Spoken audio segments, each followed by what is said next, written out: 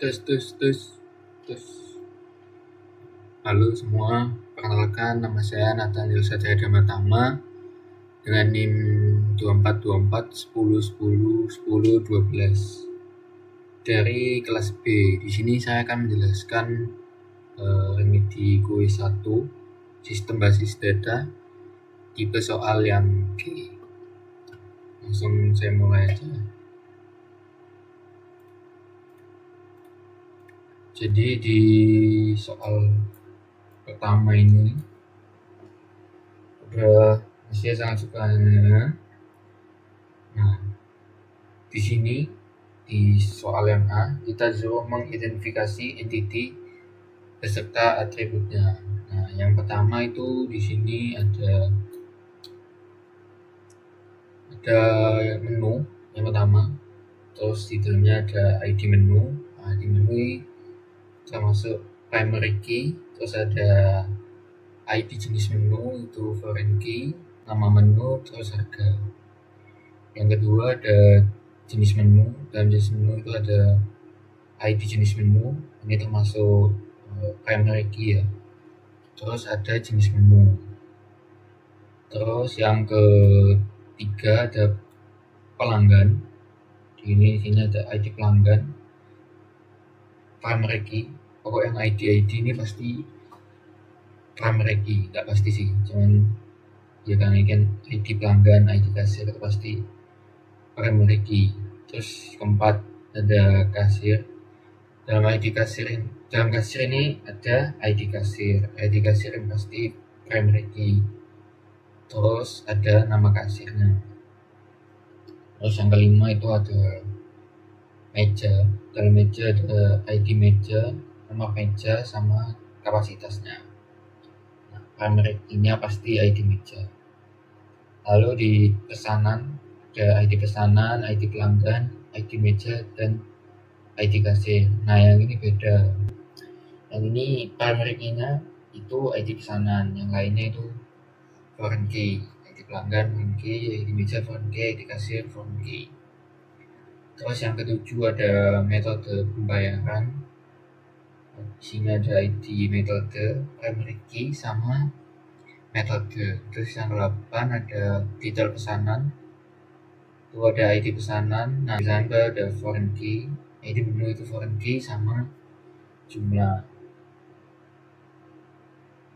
Terus yang ke B itu disuruh menentukan relasi antar entity-nya. Nah, yang pertama itu ada relasi antar entity itu pelanggan sama pesanan. Nah, ini masuknya ke one to many. Itu tidak wajib ke wajib. Nah, artinya itu satu pelanggan bisa memilih banyak pesanan, tapi satu pesanan harus dimiliki oleh satu pelanggan, dan pelanggan boleh tidak memiliki pesanan. Jadi kesimpulannya ya, seorang pelanggan itu boleh nggak mesen, tapi satu pesanan itu harus dimiliki oleh satu pelanggan. Terus yang kedua ada pesanan sama kasir, itu termasuk many to one. Kebalikannya yang tadi ya, wajib ke tidak wajib.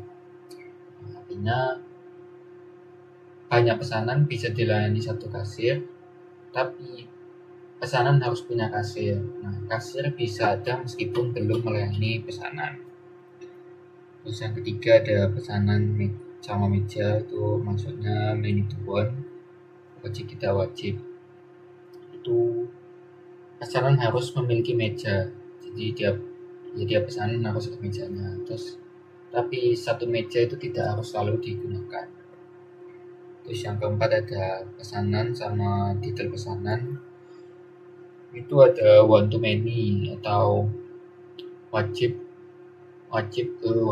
sama wajib. Itu satu pesanan harus punya minimal satu detail pesanan. Terus tiap detail pesanan terhubung ke satu pesanan, harus terkait ke satu pesanan gitu. Terus yang kelima ada menu sama detail pesanan. Itu ada sini one to many, wajib ke wajib sama kayak nomor 4. itu setiap menu harus memiliki satu atau lebih detail pesanan, dan setiap detail pesanan harus mengacu ke satu menu. Terus yang keenam ada menu sama jenis menu, itu main it one, wajib tidak wajib. Terus penjelasannya itu banyak menu bisa termasuk ke dalam satu jenis menu, tapi jenis menu bisa ada walaupun belum ada menu yang tergolong di dalamnya. Terus ada yang ketujuh itu ada metode pembayaran ke pesanan. Jadi ini one to many, tidak wajib wajib. Nah, ini metode pembayaran boleh nggak dipakai, tapi setiap pesanan harus memiliki metode pembayaran.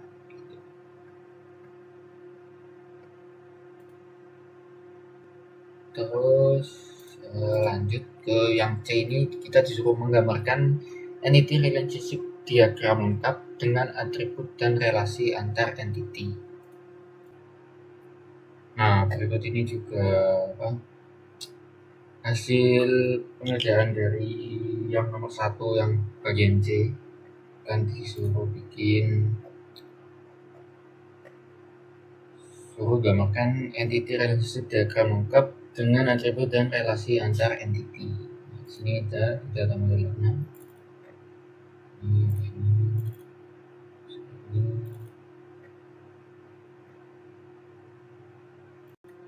Jadi ini singkat aja ya.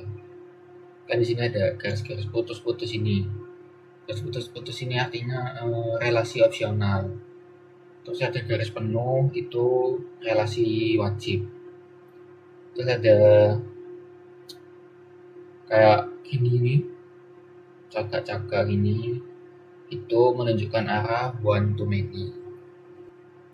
Nah, jadi ini di sini tuh kadang sistemnya itu nggak nampilin foreign key-nya secara detail ya di diagramnya.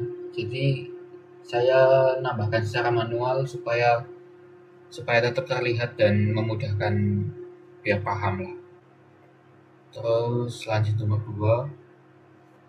Di sini ada gambar data pesanan dari sebuah marketplace atau platform ini. Nah, data pesanan tersebut akan disimpan ke dalam sebuah database, tetapi saat ini untuk tabel penyimpanan masih seperti tabel di bawah ini. Nah, karena masih seperti ini, kita disuruh buatlah tabelnya menjadi normal atau dinormalisasikan hingga 3NF.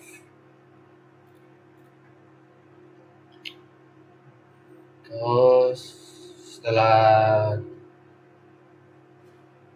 masalahnya kan di sini tabel pesanan dari marketplace-nya itu masih mentah, terus belum terstruktur dengan baik itu ya. Ada data ganda atau redundan, terus gak memenuhi normalisasi, terus ada sulit diimplementasikan ke dalam sistemnya gitu. Terus ini saya udah melakukan normalisasi tahap 3NF normal form. Sini saya mendapatkan beberapa tabel terpisah supaya lebih efisien gitu.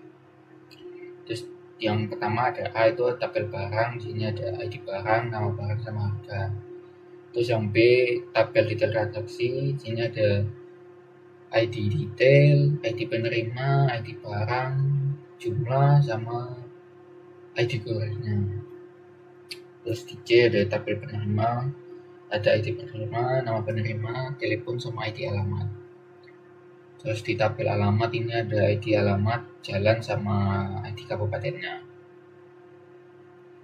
Terus tabel kabupaten itu ada ID kabupaten, nama kabupaten sama ID provinsinya. Terus tabel provinsinya itu ada ID provinsi sama nama provinsi. Lanjut ke tabel kurir yang terakhir, itu ada ID kurir sama nama penyedianya. Terus untuk atribut pajak itu sebenarnya bisa ditambahkan ke tabel jika kalau nilai pajaknya itu beda-beda per transaksi. Tapi kan karena di kasus tabel ini itu pajaknya 11% semua.